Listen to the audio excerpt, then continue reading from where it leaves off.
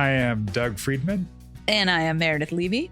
And this is Your Mental Breakdown, the podcast. Here for you on Patreon. Just for you. Brought to you by... Brought to you by who? Nobody. By who? Who or whom? I'm actually not quite sure. That one I was never good at. To be honest. I never liked that one. No. Whomever came up with that, I don't know, has Lame. issues. How you doing, Dougie? How am I doing? I'm doing okay. I'm doing all right. I'm doing just fine. It's interesting to me that LA weather has been very sporadic, very hard to predict. Like we have 90 degrees one day, then 60 degrees the next day, super sunny, then super cloudy. We even had rain last night, like a little bit of rain. Speak for yourself. Yeah. I had no rain over here. Well, we had rain over here by them there mountains. Really? It's very weird weather. No, it has been. Yeah. I don't know. So kind of up and down, such is life, I guess. Yeah. I mean, my moods correlate directly with the weather. So I get that. When it was 3 days or 2 days of brutal hotness, that was crazy. I was like, I know you were so hot during that time. I almost was like, oh shit, it's true. I think I've talked, maybe I haven't talked about it on here before, but the new house I moved into has a pool, but I haven't heated the pool yet because I'm really nervous about how much it costs to heat a pool. Like, I literally don't know if it's $100 a month or $1,000. And I'm not quite sure how to find out because I've asked people, I've Googled it. Everything's different. So really? Yes, it's crazy. So and then it'll say, well, it's like $1.20 per cubic, whatever. And I'm like, okay, how am I supposed to measure my pool, dude? Like, it doesn't have a thing that says how deep it is anywhere. Do you have a pool guy that cleans the pool and tends to it? Yeah, but I'm usually in session when he comes. Look, okay. I'm sure I could find out. That's true. Yeah. Okay. Point is, anyway, I bought a temperature thermometer thing for it when I first moved in. And the other day when it was like 98 out or whatever, I looked at the pool and it was like in the 70s. I was like, holy shit, it really does heat up from the sun. Like, that's actually a true statement. Wow. Maybe like solar energy, solar power. Maybe that's a real thing. I know. I was tripping out. I knew that it would, but I didn't think it would make that much of a difference because it was like 20 degrees colder like a couple months ago. Anyway, wow. TBD. I'll let you guys know how much it is to heat a pool once it's freezing again in my pool because I didn't heat it. Please do. Please let us know. I'm sure. Let us know when you go in. Yes. I wonder if you went into your pool when it was cold with a wetsuit, would it even feel cold? Isn't the whole idea of a wetsuit like you wouldn't feel it? You've never worn a wetsuit before? I don't remember. I mean, I don't surf. Oh, yeah. Wetsuits. The last time I wore a wetsuit was probably in high school. Do you remember what happened then? I peed in it and I felt warm. Well, there you go. I don't remember. Yes. That was, were you there when we went to Catalina and we did that trip? We went in 6th grade. No, you were gone. Oh, you did? Yeah. Oh, Doug, tell everyone. Whatever. We have our high school reunion coming up. I don't know why I said tell everyone and then I said it. Yes, everyone. We have our high school reunion coming up. And what is it? Our 20th reunion? 32nd? 30th. Don't do the math. Don't do the math. Okay. Don't do the math. I think it's 30th. It's our 30th. Okay. Yep. Yeah, that'll be fun and exciting for some. Not everybody loved their high school experience though. Well, I didn't graduate high school. I didn't go there for high school, but I'm going to go with you anyway. You graduated high school? No, I didn't graduate from there. I haven't gone to any of where I graduated from high school reunions. It was all girls. Why would I go? Stupid. I don't know. I would go. Well, yeah, obviously. But I've heard from several people in our high school class, just checking to see who's going, are you going? And a lot of them are reluctant because they didn't have a great high school experience. And you kind of go, wait, but you were so popular. Wait, but people looked up to you. Like, doesn't matter. Yeah. A lot of people's own internal experience of high school was not what it looked like on the outside, which is wild. Yeah, no, it's very true.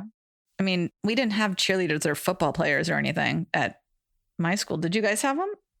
We sort of did for a little while. We had cheerleaders. I mean, we didn't have a football team because we didn't have a football field. Yeah, we did PE in like the park.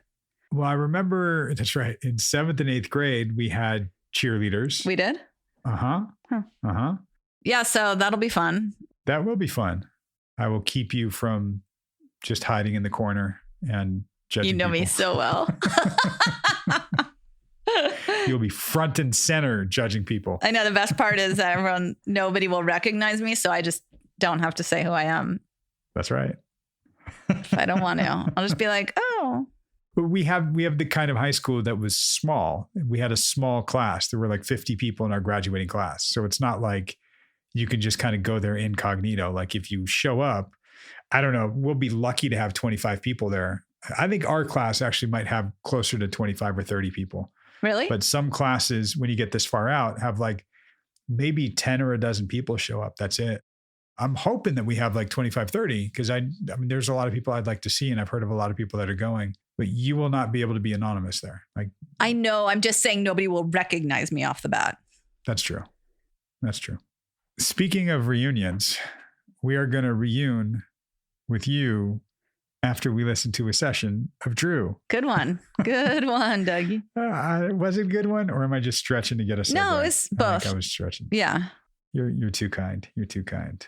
All right, let's stop being so upbeat, because this is an emotional session. This is a rough one. It was. Yeah. And it starts off, I think literally the first words he says are, "This has been a hard week." So guys, pull up your chair, or I don't know, whatever. Where do you guys listen? Where do we listen anymore? Are we driving places? Are we cleaning the house? Are we washing dishes?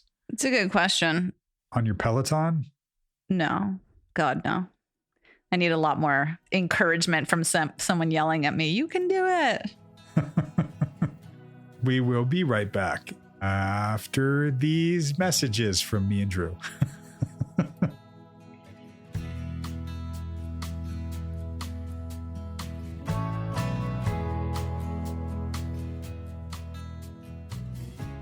This has been a hard week. Yeah. And a lot of it stemmed from waking up and getting back into the whole, I don't want to, like, they're not night terrors, because like I'm not waking up frantic, like freaking out.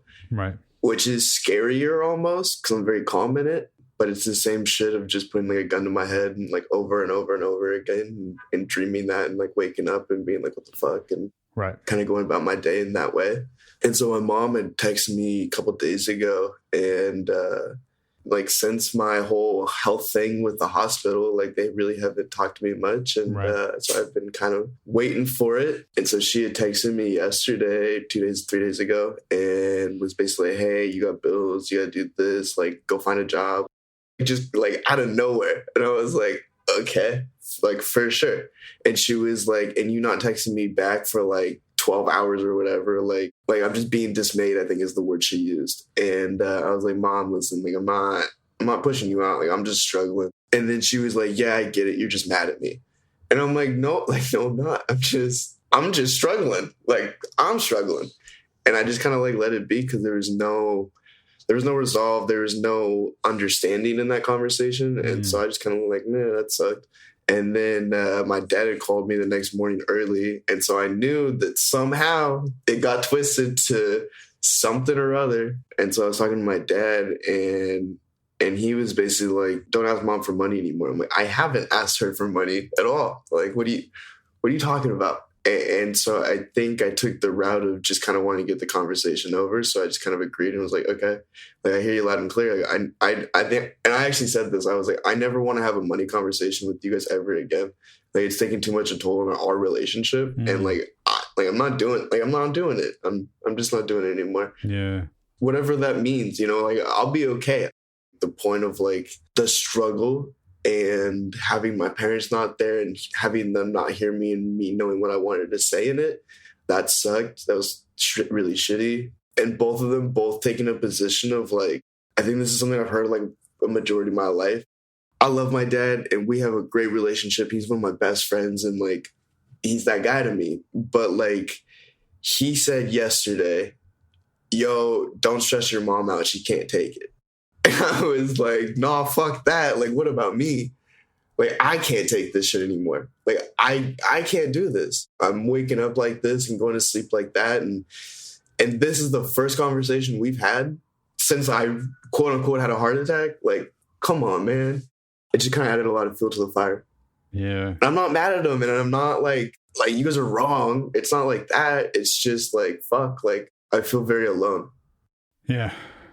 When your parents have been the source of not alone for so long and you start to separate from that, then it does feel very much like I'm out here on my own. I am alone. They're not here. My training wheels are off. Sounds like you actually, I think, protected yourself pretty well in terms of how I've known you to be. Could have been devastated by either what your mom was texting or what your dad said to you.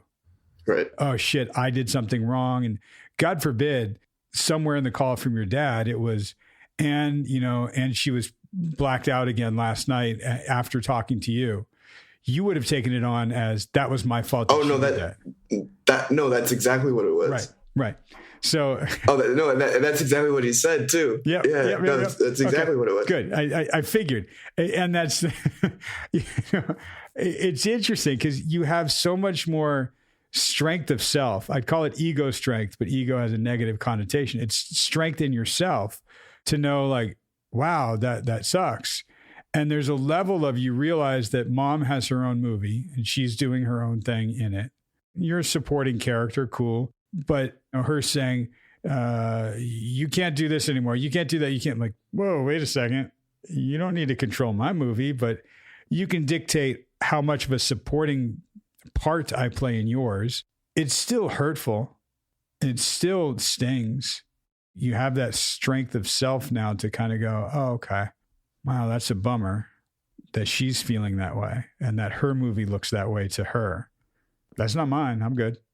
We got to be careful that protective mechanism doesn't become a wall. Then with dad, the phone call was similar. His movie is, my wife just got fucked up and blacked out, and she was talking to my son and stressed out. Oh shit, I've got to handle this. When he unfortunately kind of lashed out at you and made it your fault. That didn't devastate you either. Yeah. Still stings and still sucks. That was dad's movie, and he's putting all his shit from his movie onto me. Yo, I'm just a supporting part in yours, man. My movie's over here. I'm good. I'm good over here. I would love you guys to be a supporting character in my movie for this scene right here, but looks like you don't know your lines right now. I agree with the whole, this is their movie, and being a supporting role in what that is. And I like that because it makes sense to me. Right. I think where I struggle is that everybody's a lead role in their own movie and nobody's really in my movie. And so it's not that I want another lead role, but I don't think I have any support cast. And I have community and I have friends, but I think at the end of the day, I think I almost need to find the friendship with myself first to enjoy my movie to a certain degree. I just I feel like it's just repetition and I say it too much and I haven't done it. And I think it's really hard because I still don't know what to do. I don't know where to start. What's going on right now? I don't know.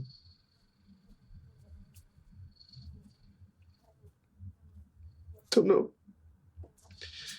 And I just feel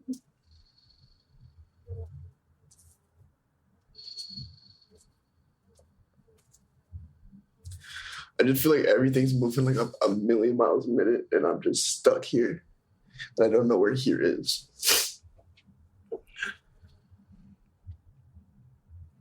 And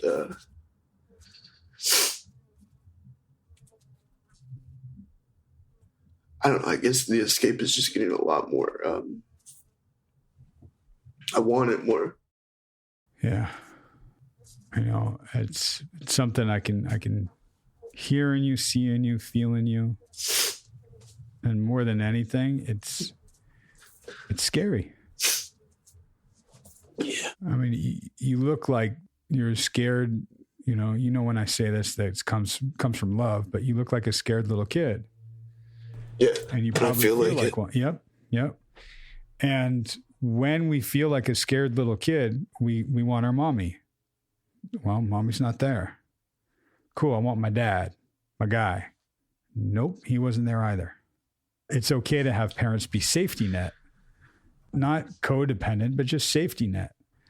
And this is a time when you needed some net and you got nothing. Right. And I'm sorry, because it does feel scary and like you're alone. A function of that is you are becoming much more independent and self-sufficient. And in the long run, that's amazing. But right now, when you needed some safety net, when you needed some support, when you wanted that and didn't get it, it feels horrible. What you have done in the past is cater to them. Oh, mom's having trouble. Yes, mom. Okay, what do you need? Yes, I'll do that. Absolutely, right now. I mean, you would have put on the cape and been there for them and given up your movie to become a main character in their movie. And you're not doing that. Yeah.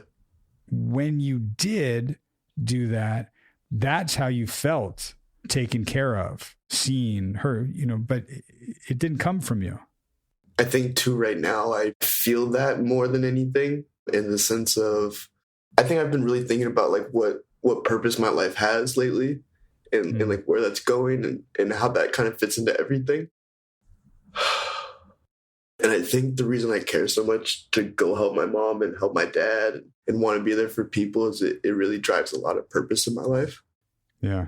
And I don't think I haven't felt that in a while, and not to the degree of like, oh, I haven't been helping people, because I have, and I've been being me. I haven't changed in that way. I think what I'm understanding is I focus so much on that's where I put purpose in my life. Mm-hmm. And I think I lack a lot of my own self-purpose, and I have no idea what that means. Don't even know where to start with what's my purpose and where am I going and what's the point. Right. I still think helping people is why I'm here, and I'm trying to figure out what that looks like. I don't know. It's just, yeah, definitely the last 2 conversations with mom and dad, those sucked. That shit sucked.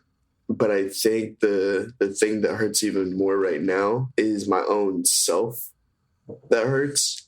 And not being able to get myself out of this one. That one hurts. It's like, it just sucks. What does that mean? Get myself out of this one? Well, it's my feelings, right? And and I'm the one that can control that. And so I haven't been able to control my feelings to be able to get back on track. That's no fault of yours, though.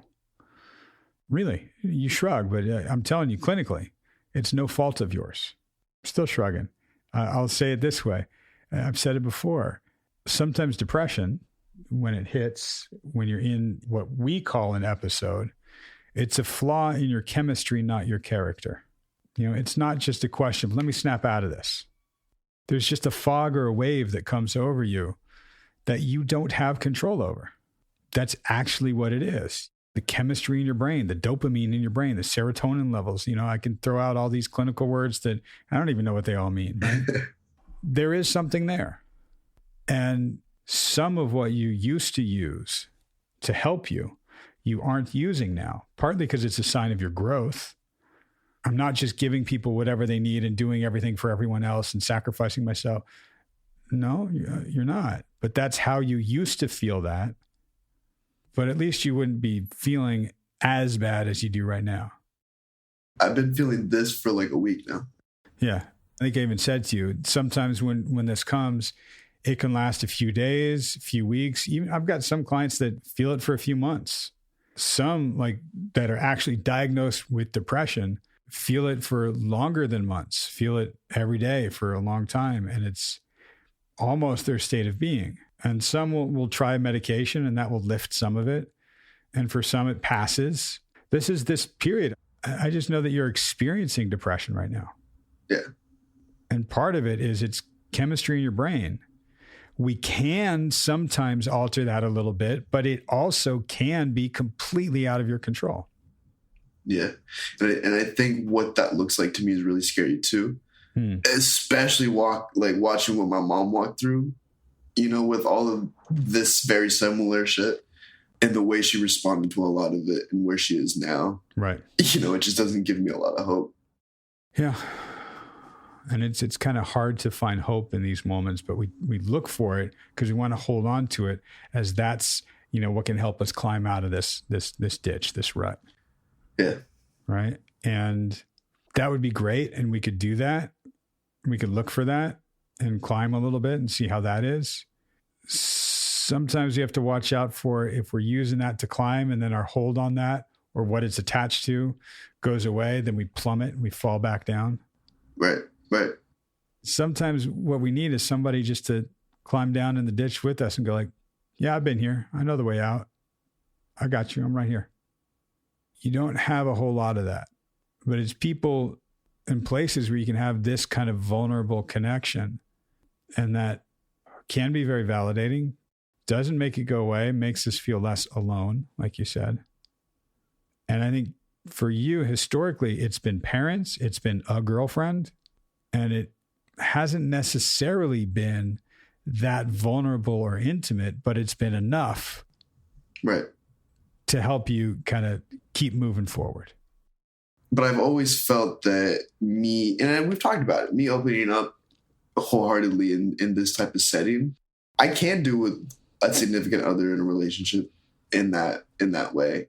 Yeah. I think I've mad struggled with it with my friends. Everybody kind of knows what's going on and wants to be there, and I don't really want them there. And tell me about that. Hard to explain. I think every time I leave the house, I want to come home. I feel like every time that happens, and it's been happening a lot lately, but I think the more and more it happens, the more and more I just don't want to go out. The more I don't want to see anybody, and the more I just don't want to have a relation. Yeah.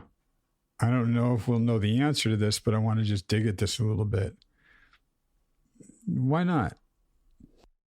At least for right now. Why not? I guess I just don't really see a point. I don't know. Yeah, there's something to that, especially if I think of your love is when I push you away, but you still keep coming. Or right now you're like, no, don't keep coming. I don't know the point. It's not going to help. And that's the being in the ditch feeling. And what you have around you are people going, hey, come hop out of the ditch and come over here. If I could hop out of the ditch, I'd be fine. I can't. I'm in a ditch. So I'm going to turn off the phone, go on Do Not Disturb, and just stay in the fucking ditch. When you're in that depression ditch, that's all you can see is dirt all around you. And almost the only direction you can go is to dig yourself deeper in and kind of cozy up and burrow in even further. Yeah, I feel that. But I've realized that I've fronted like most of my life. Yes, you have. And now I'm just tired. Sometimes there's nothing wrong with fronting. We've talked about going on autopilot sometimes. And in 12-step programs, they say, fake it to make it. Right. You keep doing that at some point, it's just routine and that's what you do. But what we're acknowledging, you and I, is that I'm just tired of that. For right now, I don't want to front. I don't want to put on anything. I don't even want to put on clothes and get out of bed. Part of that ditch is about somebody coming into the ditch with you so you don't have to be any different than as you are right now. The easiest thing from you that is actually the hardest thing, which is not making an effort to be anything other than how I am right now. And that's, I'm down. I'm depressed. I'm not really motivated. I'm having a hard time. I don't need you to fire me up and get me going. Again, historically, that's been parents for you, or that's been you doing stuff for other people. And part of why I think this one is stinging so hard is that you're not doing those things right now. They're not there for you, or they're not as compelling for you to do. Even smoking as much as you did was like, this is just my way to avoid this right now. As I'm hearing you say all this stuff, I'm kind of connecting two scenarios in my life. When I was in junior high, right? And that's right when I kind of first found out what was really going on with my mom. And like, that was my first, like, I guess, really traumatic thing that happened in my life.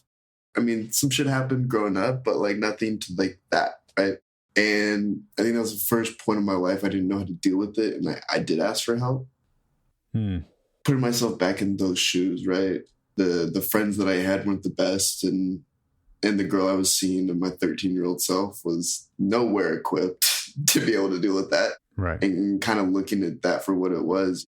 I tried the route of, this is where I'm at and this is who I am and take me as I am right now. Right. And I got fucking shafted and I got thrown to the curb and that was that. And they didn't want it because it wasn't fun. And I get that. And Right. so I think I implement that back into my life now to where it's like, I would rather stay home if I'm like this, right? Because I know what it's like to be out hanging out with somebody that's like me right now. And so I struggle with the thought of being around people the way I am. Cause like, I don't even like being around me the way I am right now. And I have to be. You don't like being around yourself this way. That's true. And if somebody has said to you, man, I'm just not feeling it right now. I'm not feeling anything right now. I'm not feeling myself right now. I don't know if I need to just smoke a bowl, watch a movie, play a game, or stay in bed, but this is all I got. And I think I'm afraid to get it back. And in my perfect world, right, at least the way I understand it, I haven't either allowed myself to open up or I haven't experienced it the way I want it to be reciprocated in the sense of getting what I needed in these positions, right? I think a lot of it honestly has to do with the push away, come here mentality that I have. And I think now for where I'm at just today is the only person I'm really getting what I need right now from is old girlfriend. And it scares the fuck out of me because of what has happened in our last year and what all that's looked like. And now looking at my parents and I'm my own safety net in a sense, right? And I'm experiencing life for what I want it to be and making my own decisions. And it's okay so far. And I think the thing that I'm struggling with right now is like, I find a lot of happiness in what my relationship is with her. It's a space in my life to where I can feel completely myself and show up exactly like this and express my feelings and wholeheartedly be who I am. And I think that's great. I think it's actually phenomenal for me. I struggle with judgment of what that relationship is. I fear that history is going to repeat itself. I feel like to your analogy of climbing up and having that one thing, like this is my one thing. And if this falls down, like, man, I don't really know what else to do at that point. I don't want to have that on her, but I also right now want something to look forward to in somebody that's nice and fun and brings me a happiness in my day to day. It feels good for me. And it's just fucking scary. What's the scary part being? Because if that falls through, then I really have nothing. No. I think the scary part is that I don't trust her, and she knows that. We talk about that very often, like very, very often. She's not your safety net. Neither is mom. You don't trust either one of them. Right. She's not Miss Right. Right. She might be. Sounds like she is Miss Right Now. Right. And maybe that's okay. Maybe that is what you need. Something to look forward to, someone to look forward to, someone that's nice, someone that I can be vulnerable enough to say, man, I'm just depressed right now. Right. I'm just stuck in this ditch. And she'll be there. Okay. I'm not back together with her, but I'm getting the support that I need. And right now it's in the form of her. Right. And this is an element that you need in a relationship. Okay. I got you. I'm in the ditch with you. And I think the idea of, she did do you dirty. You know, I mean, she did. Yeah. Fuck that. Yeah. Right. There's no way around that. She's not my girlfriend. She's somebody in my life that's supportive in a way that my parents can't be. So all that to be said, though, what if we take her out of the equation? Then what? Then what do I do? Then we look at, all right, maybe right now you do need that point of hope to throw that rope on, to have it grab hold so you can start lifting up a little bit. Okay, where can we find that? I've seen a lot of this. This is depression. There are options. There are options such as seeing a psychiatrist and seeing if a medication might help so these periods don't last as long or hit as hard. Okay.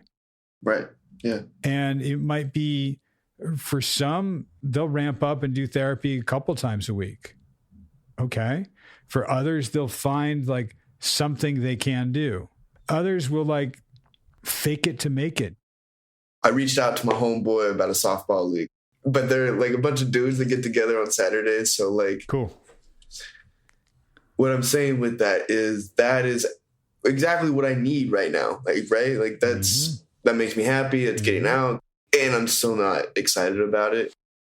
And this is part of what depression is it's going to take that away from you, that looking forward to excitement thing. Okay. And that's where that fake it to make it line makes sense. Mm-hmm. You don't have to feel good in order to play ball. You can feel shitty, depressed, down, and go play ball and see what that's like. Maybe when you're playing, you feel a little better. Maybe you don't. Right. But to feel better in order to go play, it's fucking impossible. Yeah. It's like, oh, in order to get out of the ditch and feel better, you need to get out of the ditch and then you can feel better. Like, what the fuck does that mean? It's just standing up straight for a second and you're still in it. Okay. Let's see what happens when you stand up straight. Maybe realize the ditch wasn't that high and your top half, your shoulders up above the ditch. Yeah. Maybe not. Your feet are still in it. Okay. It's not going to be a magic thing. Like, great, I played ball. Oh my God, I felt so much better. And I'm still better.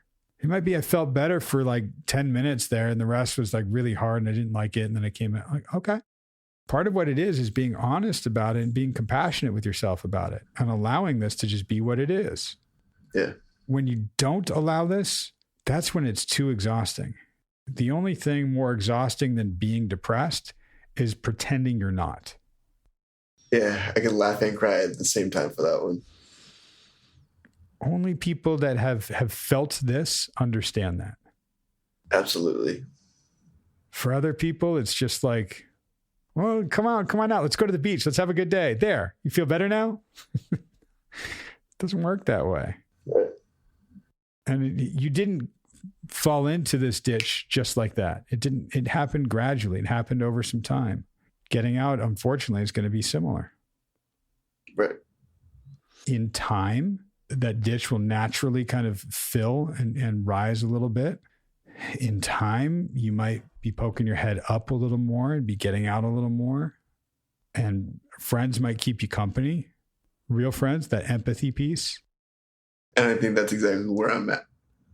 I would say part of why you're feeling it in such a pronounced way is because you're actually doubling down instead of shutting down. And we're looking at it and dealing with it. So part of what we can do is feel as connected as we can. But another bitch of being in the ditch. I don't feel connected. I don't want to connect. Leave me alone. Okay. We're connecting right now and talking about it. Granted, it's 1 hour a week, but it's a place where you get to be real about what's going on. And you're talking to somebody who understands it, who isn't just trying to turn that frown around. This is a space I can really understand how to be vulnerable to its fullest extent in what this is. I do want to fix this and I do want to get to the other side and I do want to get better, quote unquote. But like, I just don't have much hope left. And I think that scares the fuck out of me. When you don't feel the joy in much of anything, it's hard to look at the hope. Because the hope is usually where you can see some joy.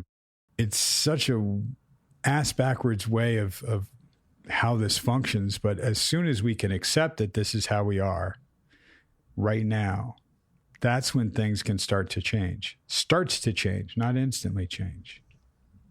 Yeah. Yeah. No, I hear that.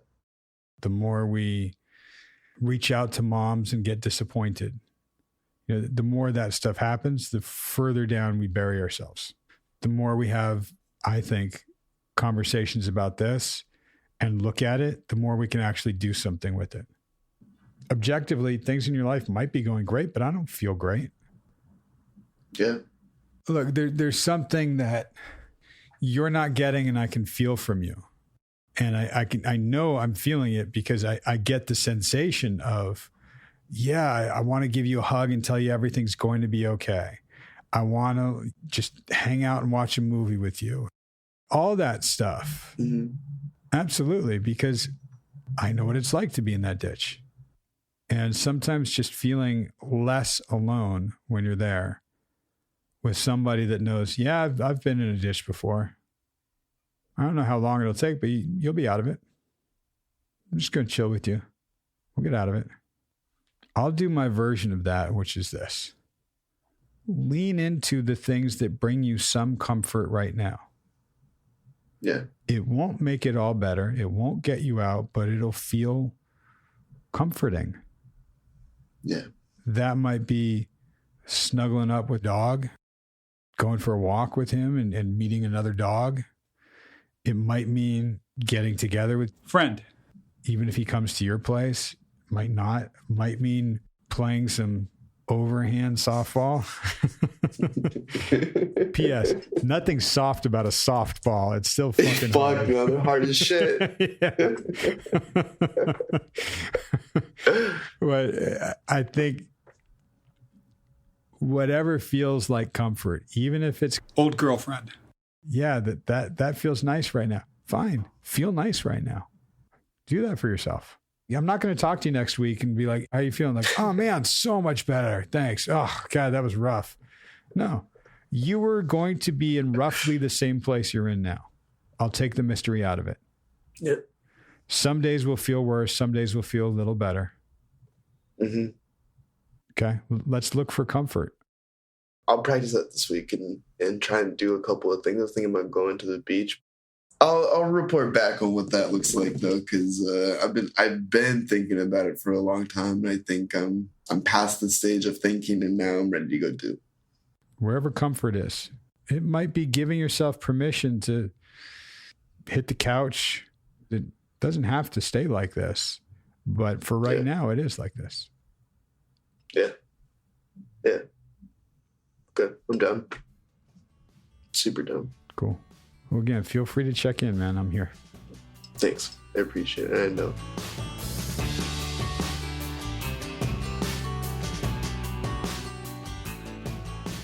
And we're back. We are back. Wow, that was intense. Poor little Drew. Yeah, he's having a rough stretch. Yeah, which is good that at least he has you to talk to him about it and help him make sense of some of it. Yeah, it was interesting for me hearing this session back and thinking, wow, he was getting really emotional, and I didn't really dive into his emotion too much. Uh-huh. I didn't stay with just the emotional content when he was getting really overwhelmed by it or taken by it. And I got mad at myself for that. Really? And then I realized, yeah, I did. Yeah. Well, not mad at myself. I was critical of myself. You were judging yourself. Yeah. That's right. And then I realized, I think why I was doing that was because he was depressed, and going there and feeling the emotion, I was reluctant to put him in that state of hopelessness and feeling that and having that. And I don't know if that was a mistake or not in the session. I think the tack that I took was, can we just acknowledge that where you are is in a state of depression? That's what you're feeling. Can we acknowledge that that's what you're feeling and sort of scratch at it and feel it a little bit without being overwhelmed by it? Yeah, it seemed to me, I mean, honestly, I don't know how much more of, well, what are you feeling? Like, what's coming up for you right now? Like, that was discussed. You know what I mean? What are you feeling right now? That was discussed without having to pull it out. Like, you guys talked about them. I think the idea of acknowledging the emotion and just giving him time to feel it. Yeah. Rather than me starting to explain it right away. Yeah, exactly. I think it flowed. I didn't notice what you're saying, honestly. I think it. Well, that's good. Yeah. That's I mean, good. Thank you. I wouldn't have changed it at all. I think him just talking about that theme of loneliness, and you guys talked a lot about the movie analogy, which when he said something to the effect of, I have nobody in my movie, I don't have a supporting cast, I was just heartbroken. And Right. I think fact versus feeling, checking the facts. Is that true? Probably not. Are your parents there and supportive for you right now? Like they have been on and off? No, doesn't sound like it very much. And is that a forever thing, or is it, because then he would say, well, girlfriend, not girlfriend is supporting him somewhat. So I think, does it really matter whether it's a fact or feeling in this moment? Not really, because he's really sad about that and then also depressed. Yeah, totally. And there were moments where I kind of went, well, let's lean into that. Well, hang on, what's going on with you right now? And just the critical part for me as the therapist was thinking, okay, he's feeling that lost, lonely, scared little kid. If I reflect that and have him really go deep into what it's like to be a scared little kid, he would have gotten very emotional. He would have felt scared, which he did. I mean, he did in the session, but really like going into that and then trying to acknowledge that need to be reassured comes from that feeling like a scared little kid and having that and wanting your mommy and daddy and not getting them. He did touch that and we scratched that. It's not like I didn't go there. And I honestly don't remember if in the weeks after this, if we go there again. I don't know. Well, I actually took in my notes, I wrote like he's really emotional and tearful. And then I said, Doug really held his space for him. Oh, yeah. Thank you. I actually wrote that. I don't talk like that very often, but you did. You like really held that space. That's good to hear. That's good to hear. And, look, pretty objectively, what we were talking about at the top, like some people saw their high school experience differently than totally. We did. Yeah. I see my experience of this session differently than you did. I saw it critically, like, man. We're all going to be critical. Yeah. Yep. Yeah. Yep. Yeah. A little meta for you there. I know. He did say, or you guys discussed something about him looking / feeling like a little kid and not having that safety net. And I thought what was really poignant was saying that his helping his parents throughout his life has given him a purpose in life, the good old PIL, right. And that right now he doesn't have that. And so like, what is his purpose? You're exactly right. And there's a separation there that I mentioned where he is separating from being almost one with mom and dad and that purpose of taking care of them and his role as their caretaker. He's redefining that now his role is to take care of himself. Right. So my role with them isn't defined. Their role with me isn't defined. I don't know what that is yet. And that's where I called it, I think, his strength of self. It's sort of like the ego strength that he has his own movie now. And that's where he said, yeah, and everybody's a lead role in their own movie and nobody's in mine. Yeah. And it's a function of now that I'm separating from my parents and being my own person and I'm looking around, oh yeah, mommy and daddy aren't here. Who is here? That's a scary place to be sometimes. Yeah, for sure. I think, and I'm sure you've said this before, but I just always love your little things. Flaw in chemistry, not character.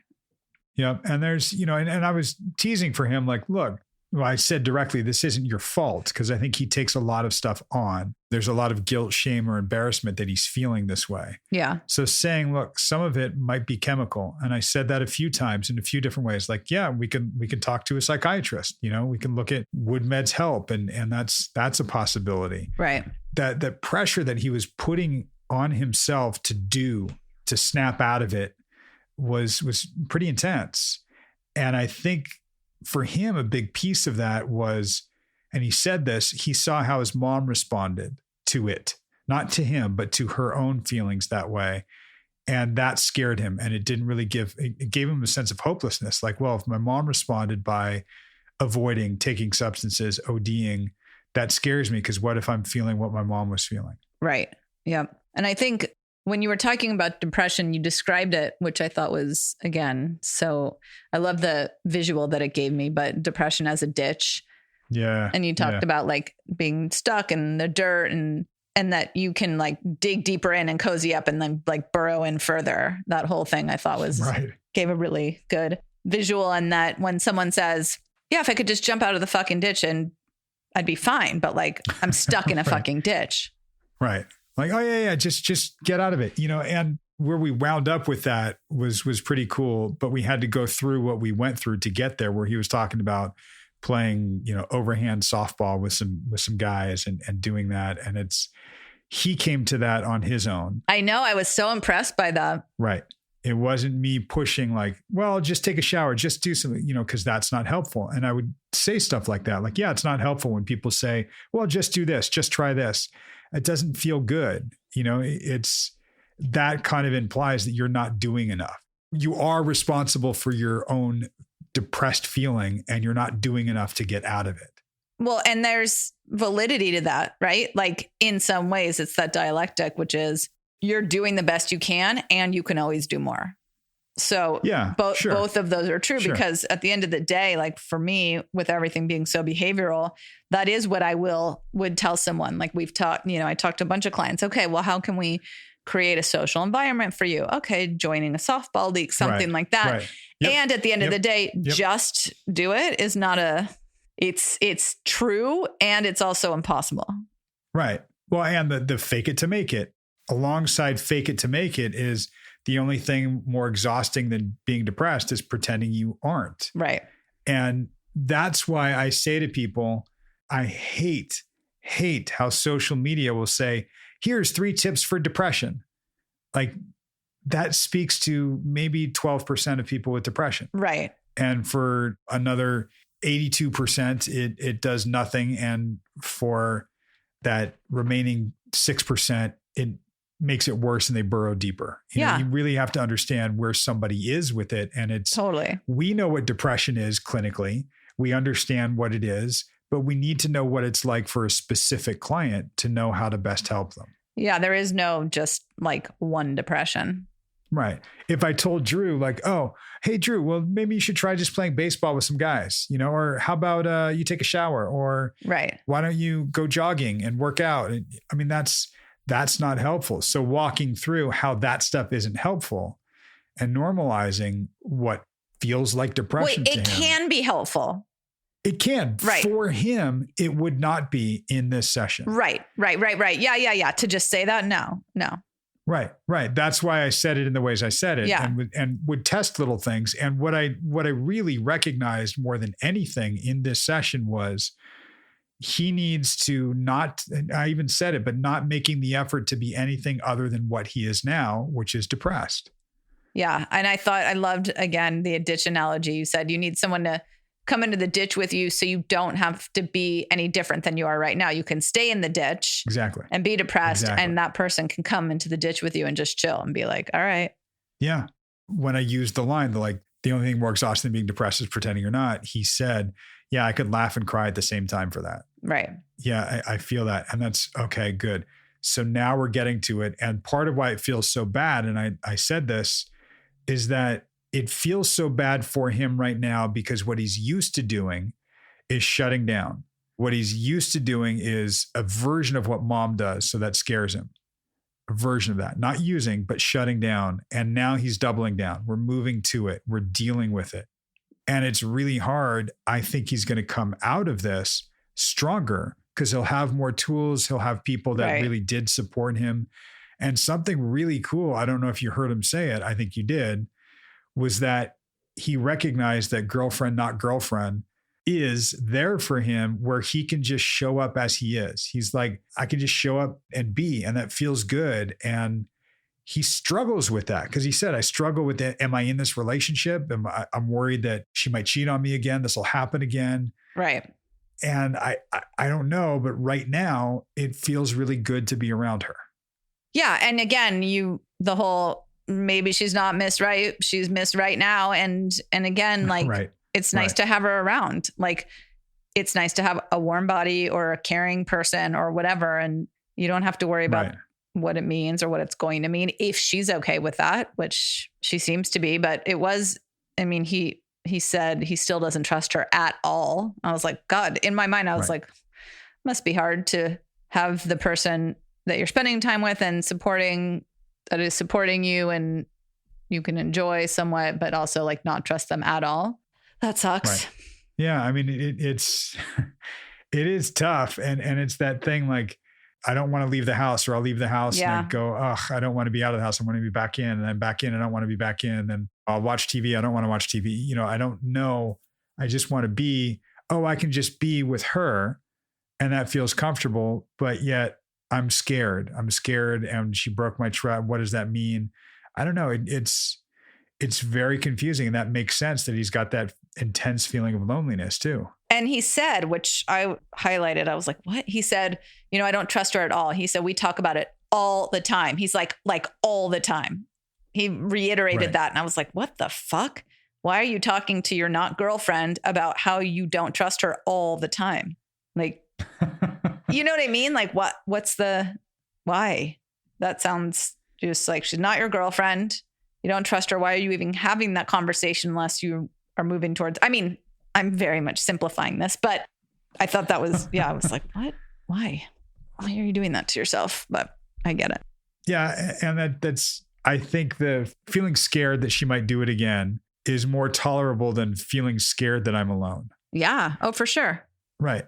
And kind of like testing that and checking that. And when he said, we talk about it all the time, I don't think he's talking about it all the time with her, but I think when that fear comes up for him, he does say something to her.